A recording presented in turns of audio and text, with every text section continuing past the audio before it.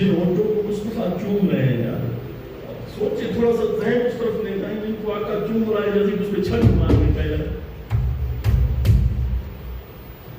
یہ اجر رسالت یہ تھا، عمر سے مانگا تھا مصطفیٰ نے. کہیں نہیں رکے، یہ آج تک چلے آ رہے ہیں. آج بھی مولا علی کا نام اور حسین کا نام لو، تم پہ لیبل لگ جائے گا. ایسے لیبلوں کو ہم نہیں مانتے ہیں یار. تم لیبل لگاؤ، گولیاں مارو ادھر. میں اپنے دادے کا ذکر چھوڑوں گا.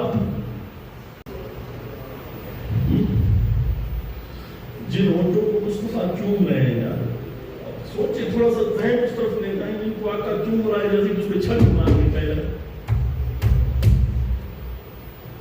یہ اجر رسالت یہ تھا، عمر سے مانگا تھا مصطفیٰ نے. کہیں نہیں رکے، یہ آج تک چلے آ رہے ہیں.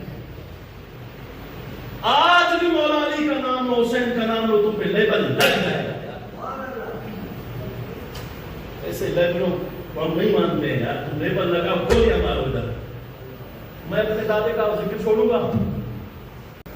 ظالموں دشمن کو اس طرح قتل کر کے چھوڑ بھی چلا جاتا ہے. اتنی نفرت، اتنا بغض کہ اسپیشل نال تاریخ کی حوالے کھول کے دیکھیں.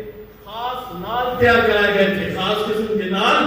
اور شدت جوشن کو کہا جب حسین شہید ہو تو یہ خاص عربی گھوڑوں کے پاؤں میں ڈالنا تاکہ یہ گھوڑے، اور گھوڑا تو ایسے رکھنا جو حسین کی لاش کے اوپر گھوڑے دوڑے.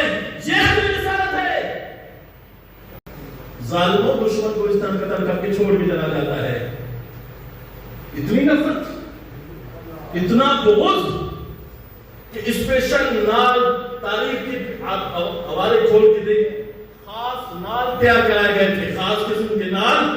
اور شدت جوشن کو کہا جب حسین شہید ہو تو یہ خاص عربی گھوڑوں کے پاؤں میں ڈالنا تاکہ یہ گھوڑے، اور گھوڑا تو ایسے رکھنا جو حسین کی لاش کے اوپر گھوڑے دوڑے. یہ عربی رسالت ہے. 72 سروں کو کاٹ کے نیزوں پہ چڑھاؤ، یہ عربی رسالت ہے. چھوڑ دیتے، پھر کہیں تو چھوڑ دیتے یار.